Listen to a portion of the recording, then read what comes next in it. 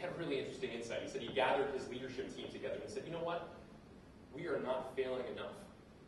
And his point is, look, if you're batting 1,000, you're not innovating. You need to have a batting average somewhere well south of that because you're trying new things.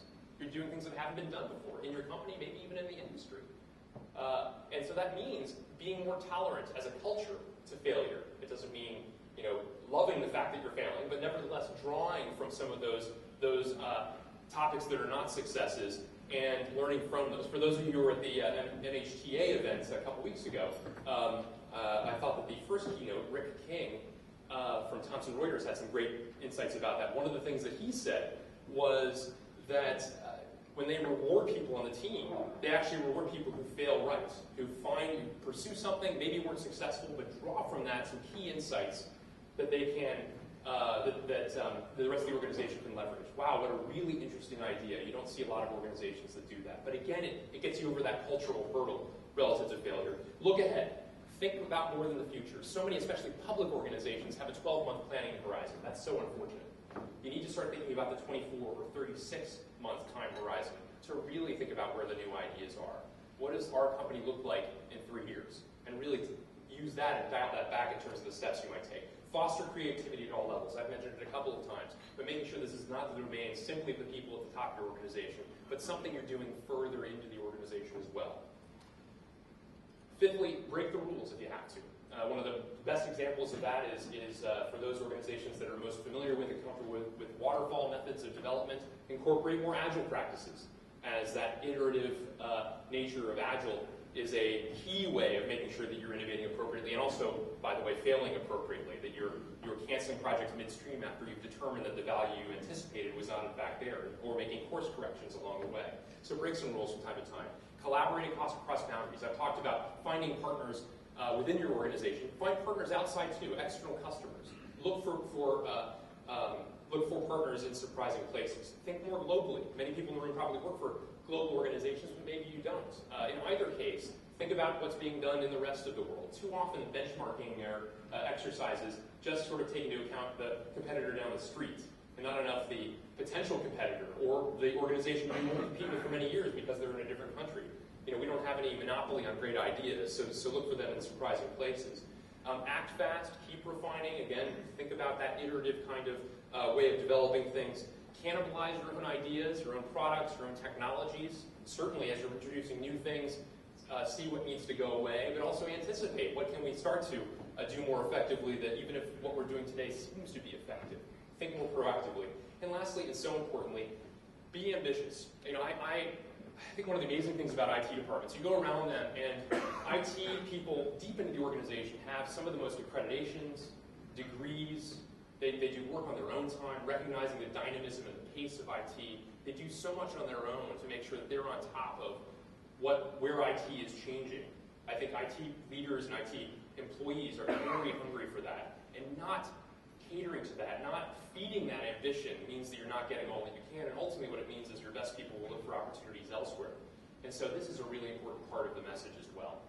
So with that, I will close. I'll close also by saying if you're interested in learning more about these kinds of ideas and some great companies and CIOs who are putting these kinds of things into practice, I invite you to join my free, I'm not selling anything here, a podcast series called The Forum on World Class IT. But with that, I would love to take any questions if there's anyone still awake after lunch. Is there anyone that has? Please. I like your idea of the customer is the external customer. When you talk about working at some place, they want to know what's your client service philosophy or whatever. So they're very much the customer is who IT serves. So I agree with you, but how would you reframe the internal customer description? Well, it's interesting because if you think about, and maybe your company is different than this, but I'm sorry, the question was for those who couldn't hear it.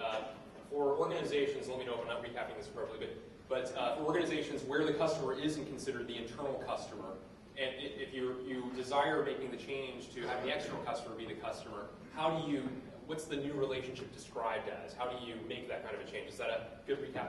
So one thing I would begin with is most organizations, even other shared services within companies, HR, finance, don't necessarily refer to finance and of the business, finance, and our customers internally. Maybe yours does, but most organizations don't. IT, for whatever reason, has accepted this kind of unique, again, kind of servant role that is suggested by the customer internally, as opposed to your peer, your colleague, your partner internally. And I think making this kind of a change is a declaration that you want to be a partner. It's not just, by the way, saying, I want you to consider me as a partner, period. It is, I want to do the sorts of things that will suggest that I am your partner, not that you are my client or my customer, but rather that we are partners on this journey. I think it's phrasing it in that way is a really, again, enlightening and energizing kind of conversation that a lot of your colleagues, I would be surprised if they saw fault in that logic. But it also does mean that backing that up with, here are the things we're going to do to change, perhaps some of the things you've seen here or other things that would occur to you. Here are the things I'd like to do to make sure we're owning up to that change. Does that make sense to you? Thank you for the question. Other questions? A room this big, surely somebody has some kind of question. No? Please, thank you. I have one here.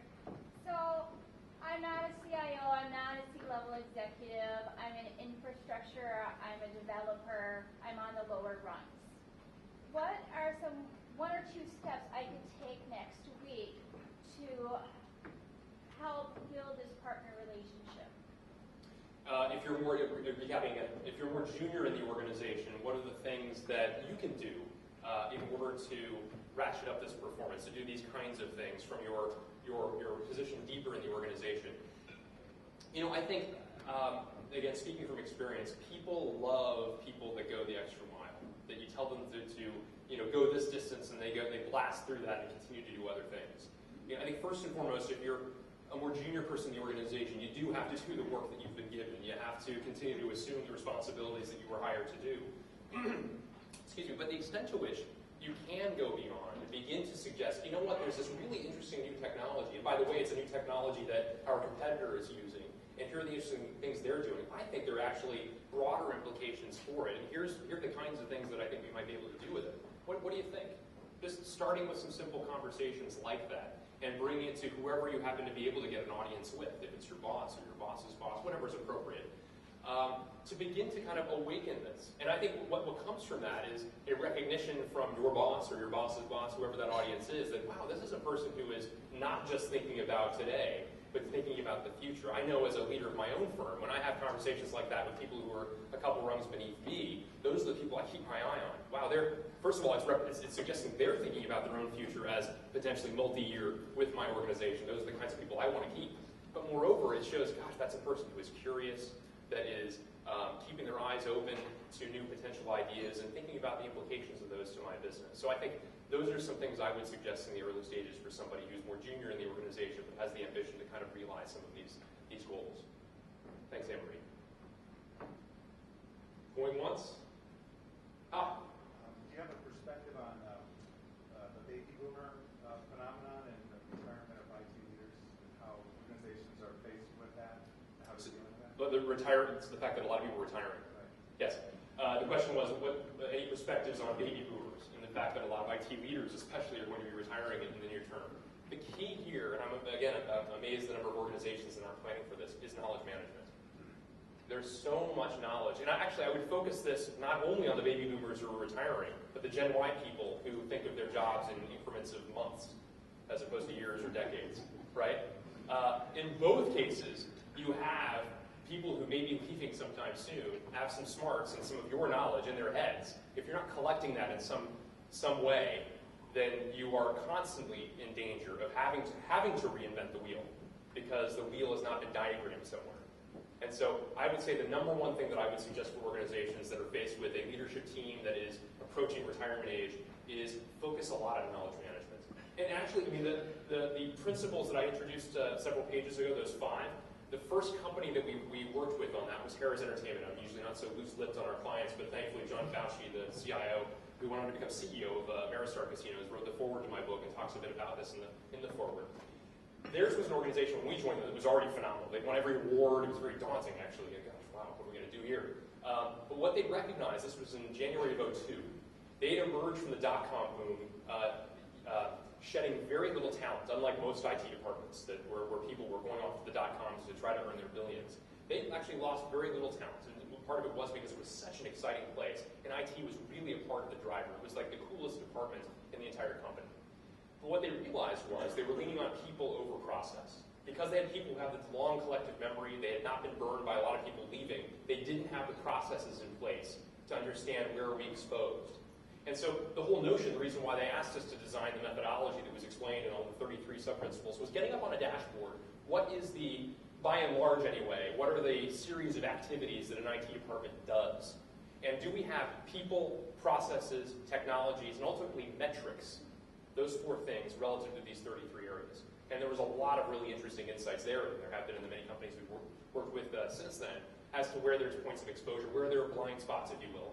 And so I think exploring that, in addition to the more general knowledge management point, is a really important part of it as well. Thank you. Great question. Anyone else? All right. Well, thank you so much. It's been a pleasure talking to you about these ideas. If anyone has any questions, I'd be delighted to meet with you one-on-one. Thank you so much.